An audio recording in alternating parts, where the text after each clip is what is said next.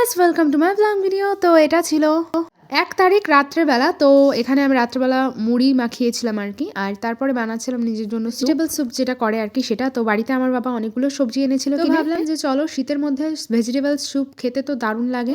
আমি এখানে অল্প পরিমাণে বানাচ্ছিলাম, তো তার জন্য আমি পাতাকপি, বিন, গাজর গ্রেট করে নিয়েছিলাম, আর এখানে নিয়েছিলাম পেঁয়াজ, লঙ্কা, আর এখানে আমার মা আবার মাছ ভাজতে দিয়েছিল। তো ততক্ষণে আমার মা আমাকে আর কি মুড়িটা খেতে বললো, তো আমি এখানে মুড়ি খাচ্ছিলাম আর মাছটাই ভাজছিলাম।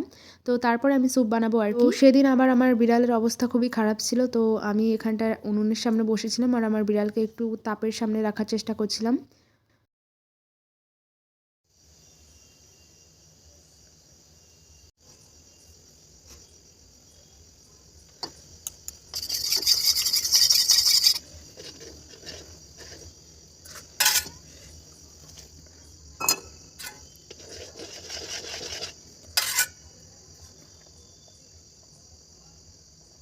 তো তারপরে দেখো এই যে স্যুপ তৈরি হয়ে গিয়েছিল আর আমি নামিয়ে নিয়েছিলাম, দেন স্যুপটা একটু খেয়ে নিয়েছিলাম। আর এটা ছিল আমার রাত্রেবেলার ডিনার। তো আমি আবার বানিয়ে নিয়েছিলাম ভেজিটেবল দিয়ে ম্যাগি।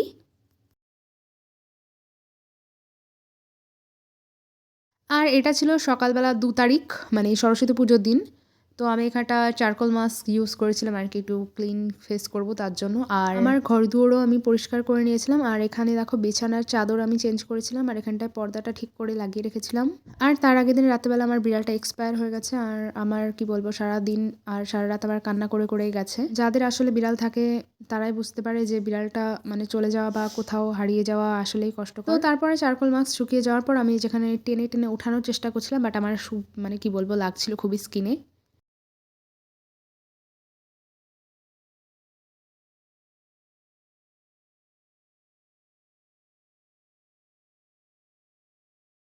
তো তারপরে মা সকালবেলা আবার এখানে পাতাকপির পকোড়া ভেজে নিয়েছিল। আমাদের সকালবেলার হালকা ফুলকা ব্রেকফাস্ট হয়, তো তার জন্য।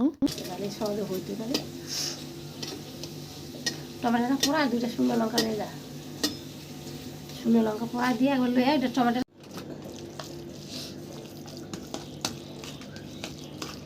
এই যে টমেটোটা দিয়েছিলাম পোড়া দিয়ে লেগে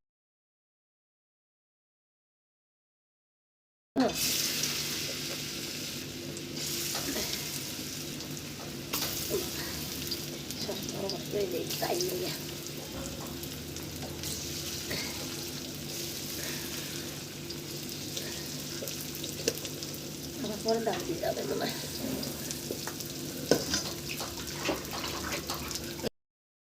তো তারপরে দেখো এখানে আমার মা আলু সেদ্ধ আর দিয়ে দিয়েছিল পাতাকপির পাকোড়া, আর সাথে ছিল ধনেপাতা বাটা। তারপরে আমরা আবার প্ল্যান করেছিলাম যে দুপুরবেলার দিকে 3টের দিকে আর কি বের হবো, একটু যাব কলেজে। আর তার আগে আমার ফোন নেওয়ার কথা ছিল, তো আমি যাচ্ছিলাম ফোন কিনতে।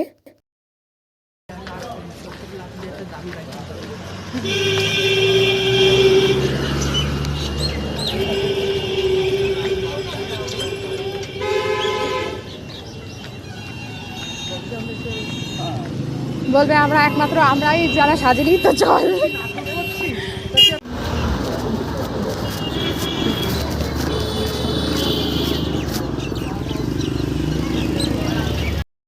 আর এই যে ছিল দোকান, মানে যেই দোকানে অর্ডার দিয়েছিলাম তিনি আবার রাস্তার এই পাশে নতুন করে এটা উদ্বোধন করেছে 31 তারিখে। তো তার জন্য এখানে বেলুনস এখনও লাগানো ছিল।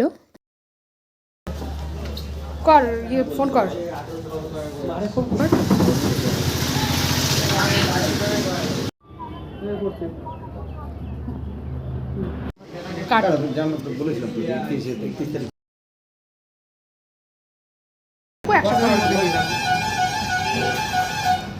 হ্যাঁ দেখো।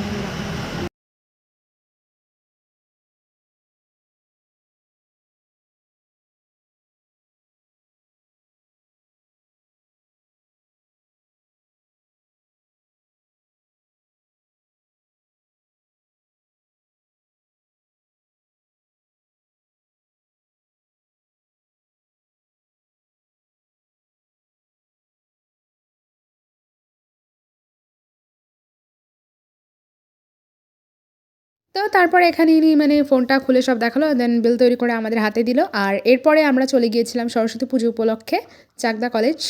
তো সরস্বতী পুজোর ভিডিও অবশ্যই আসছে খুবই জলদি। তো ভিডিও কেমন লেগেছে অবশ্যই জানিও, আরও এরকম ভিডিও পেতে হলে আমাকে অবশ্যই ফলো করে দিও।